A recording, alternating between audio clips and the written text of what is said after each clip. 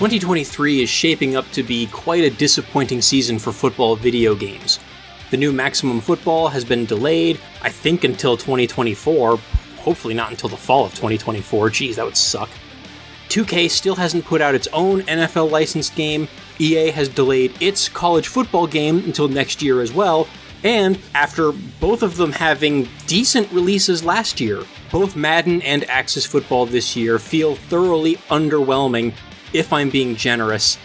Maybe NFL Pro Era 2 on VR will prove to be good and help salvage this year, or at least maybe it would if I could actually play it, because apparently playing the first NFL Pro Era and Kayak Mirage VR actually gave me tendinitis, which I'm still recovering from, so I guess it's a testament to how authentic these video games are getting that sports video games are now giving video game players sports injuries. Anyway, I'll talk about Madden 24 in a later video, but I want to first talk about the indie game, Axis Football 2024.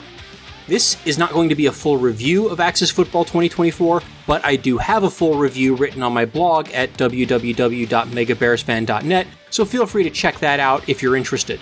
I also want to remind everyone that I have an ongoing Patreon campaign, which helps to offset the cost of these games that I play for this content, and also for the licenses of the software that I use to edit and publish these videos, and also for the hosting and domain registration for the blog website. So if you like this content, either the video or on the blog, and you want to contribute $1 or $2 a month, I would definitely appreciate it. And I also want to spend this moment to offer a heartfelt thanks to all of my patrons, past, present, and future. So last year was a pretty good release for Axis Football. It included a considerable upgrade to its pass catching and pass coverage animations, which had been a major weakness of the game for years, and it also checked off several other items off of my personal wish list. Axis Football 2024 upgrades the blocking animations, but I don't feel that the result is quite as immediate and significant of a visual upgrade compared to last year's catching animations. It's still something that's been on my wish list for a long time, so I'm glad that Axis Games finally got around to doing it. Passing pockets in particular are much more readable, and stepping up into the pocket is now a viable strategy. And the long-standing exploit of simply sprinting an edge rusher around the offensive tackles for easy sacks is no longer as exploitable as it used to be, because those tackles now get enough depth to either actually block that edge rusher or to divert his path far enough that he doesn't get to the quarterback in time to make the sack. Blocking still needs a lot of work though, and there are noticeable issues with blocking logic and pathfinding, but I'm not going to go into detail about that here. It is all in my blog review, and I am considering making a separate video explicitly about the blocking animations and logic of Axis Football, so stay tuned for that. And if any of Axis's developers are watching, I really hope that you take this video in the spirit of constructive criticism in which it was intended. I know a lot of people look at Axis Football and immediately dismiss it for its humble graphics, spotty physics, and lack of polish. I'm not one of those people. I've been buying this game every year since 2018, and all of the content that I've ever made for it has been made with the intent of pointing out areas where the game can be improved, so that it can hopefully become the best football simulation that it can possibly be. Now, with that being said, today I want to talk about another major new feature of Axis Football 2024, which is a great new feature on paper, but which I also feel kind of falls flat for me in its execution. That feature is the new playbook editor.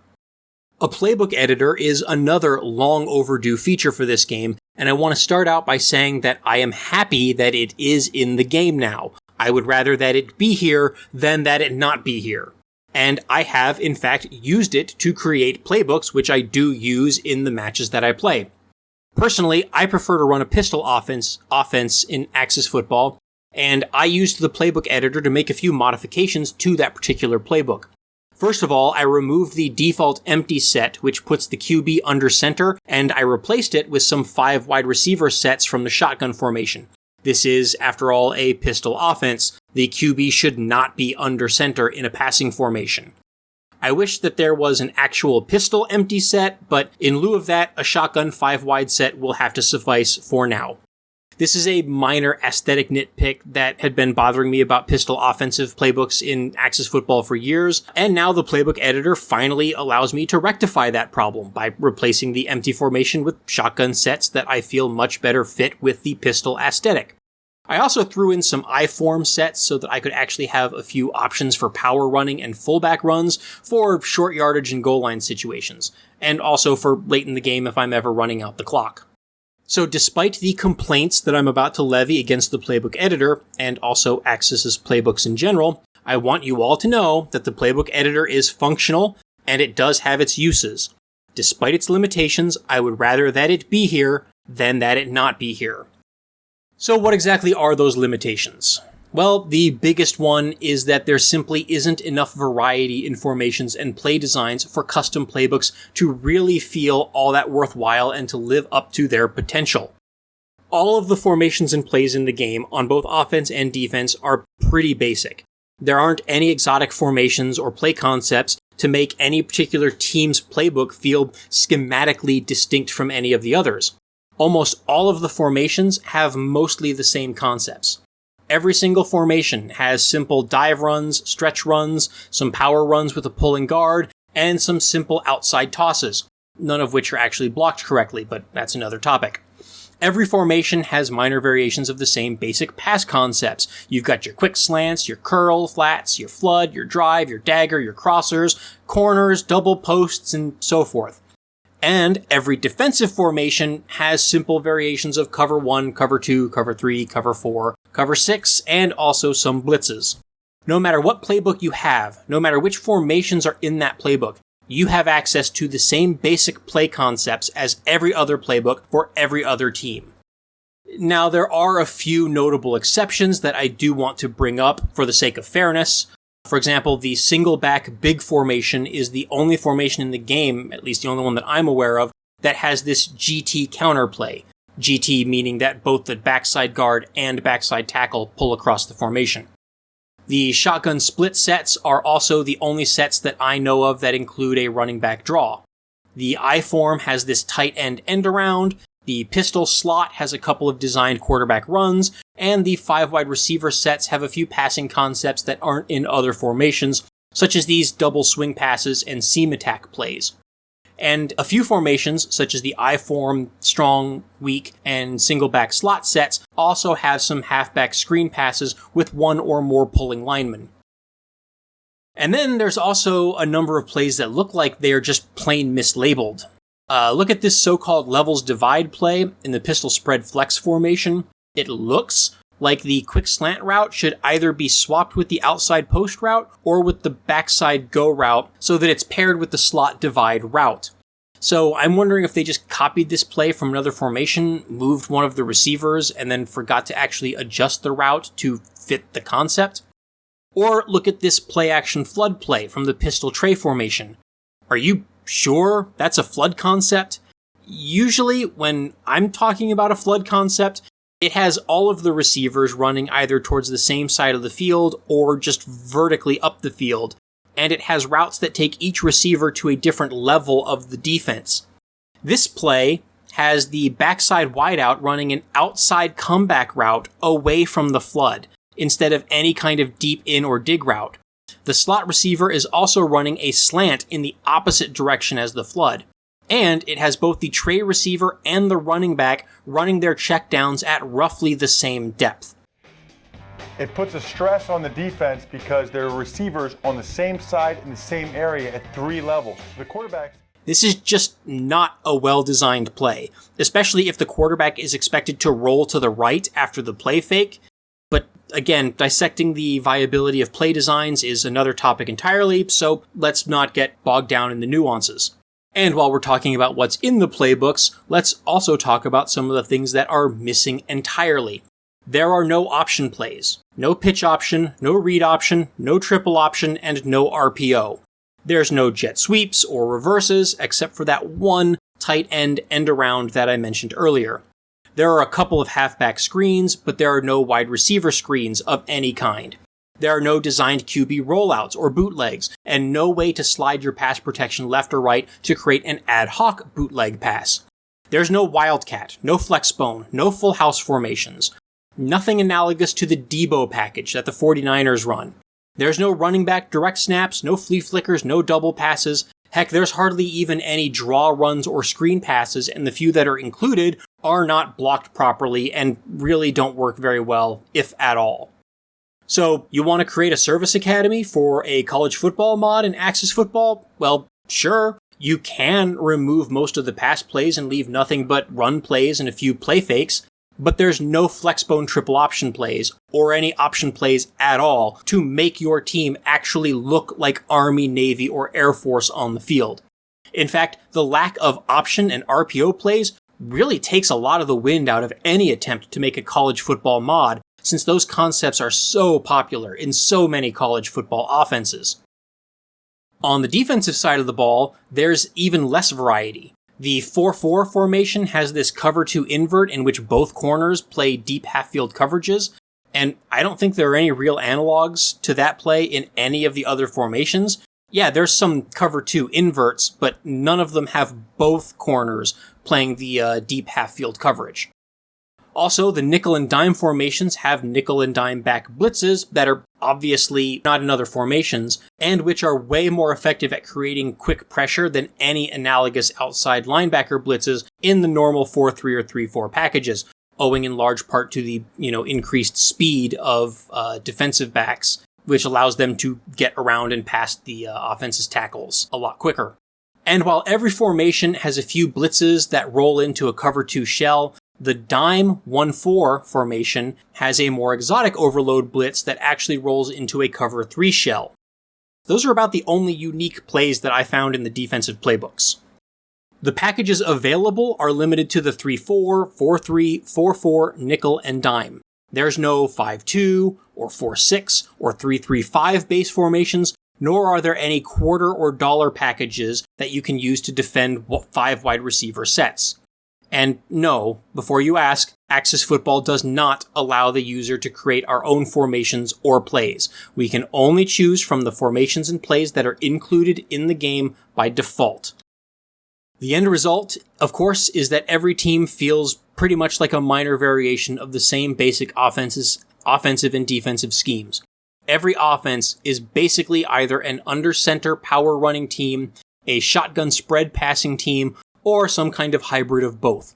And every defense is either a 3-4 front or a 4-3 front, with all of the same coverages and blitzes. If the teams have any play calling identity at all, it comes almost exclusively from their situational play calling sliders, which are completely independent of the actual playbooks that they are calling those plays from.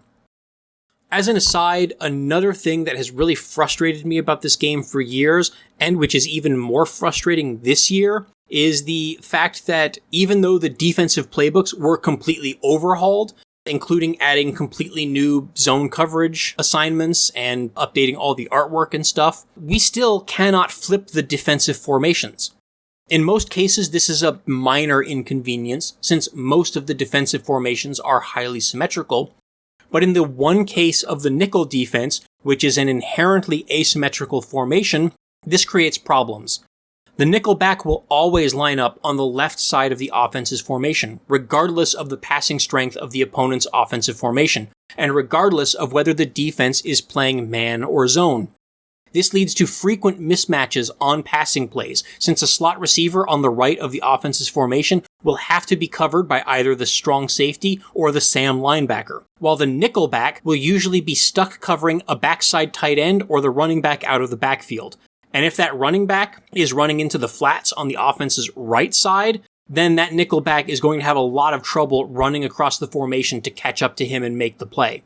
The nickel formation also creates problems with run fits, since the offense can put the slot receiver and tight ends on its right side and run off tackle with a massive head count and leverage advantage because the nickelback will still be lined up on the opposite side of the formation, where he likely won't be able to influence the play at all. We can flip offensive formations in Axis Football. I really don't understand why we can't flip defensive formations. And ideally, we would need to be able to do it on the field, so I don't know, maybe that's the problem. They just can't support flipping a formation once you're lined up. Hopefully, that's something that they can add into the game next year.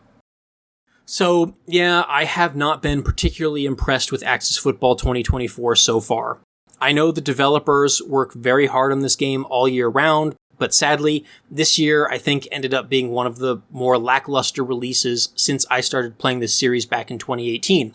You know, back when the game's title still used the current calendar year instead of next calendar year, which is one of my pet peeves in sports games. Don't get me wrong, Axis Football has definitely improved a lot since 2018 and is a much better game now than it was then, but it still feels far behind where I would like for it to be. I really hope that next year Axis Games can expand the playbooks considerably so that us armchair coaches have a wider variety of play concepts to choose from to give our team a better defined play style and stronger identity. I'd like to see some option plays, some jet sweeps, some reverses, wideout screens, and other plays that have become common in modern football at both the collegiate and professional levels, and which dominate many teams' play calling tendencies. Or how about this thing that UNLV has been running all year under new head coach Barry Odom? I don't even know what the hell this thing is called. I have literally never seen this formation before until this year, with both of the running backs lined up right next to each other to the side of the QB and doing these weird little orbit motions. But I have to say, I do like it, and I'd love to be able to incorporate it into my Las Vegas Outlaws offensive scheme. Oh, and by the way, thanks for adding a Las Vegas stadium this year. I do love the Vegas-themed signage and the resort-inspired glass press boxes. I do have one complaint, however, which is that I wish the stadium were a dome stadium, or at the very least be a covered outdoor stadium, maybe like what you did with the Seattle stadium. It was bad enough watching UNLV's football team get its ass kicked every Saturday for as long as I can remember, but having to do it while sitting for 4 hours in the direct sun at Sam Boyd Stadium just added insult to injury. And yes, even in late October and November, it was still friggin' hot sitting in the sun at Sam Boyd Stadium. Anyway, I would also like to see some draw and screen concepts get fleshed out so that they are blocked more in line with reality and are more viable to use in-game. And I'd also like to see some more realistic blocking schemes that isolate and trap specific defenders, whether that be leaving a 3 or 4 technique defender unblocked for a pulling guard, or leaving the edge rusher unblocked for a read option, or leaving that same edge rusher unblocked for a designed rollout or bootleg. I would like to see more plays in the game that work closer to how those play concepts work in real-life football.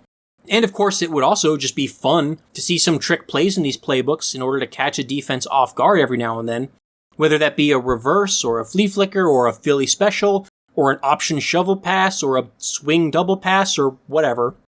I want to see these offenses have a little more fun. And while we're at it, can we get some fake punts and fake field goals as well? And maybe even some more exotic kick and punt returns? In fact, special teams in general is well past due for a complete overhaul along the lines of what catching and blocking received last year and this year. Like, just all the special teams needs to be redone. And on the defensive side of the ball, can we get the ability to flip our defensive formations at the line of scrimmage, please? Like, I've gone without this for years, and it is just really starting to get on my nerves. That would allow our nickel defenses to finally work properly. And maybe it would also be nice to get some cloud flat concepts that convert the flat zone into a man coverage against vertical routes if there are no underneath threats for that cornerback to defend. And can we also get some better outside run containment? And maybe also a 4-6 defensive front? In any case, having a wider variety of formations and plays to choose from would go a long way towards making playbook customization in Axis football more fun and expressive. Because as it stands now, it's just kinda meh. Thanks for watching.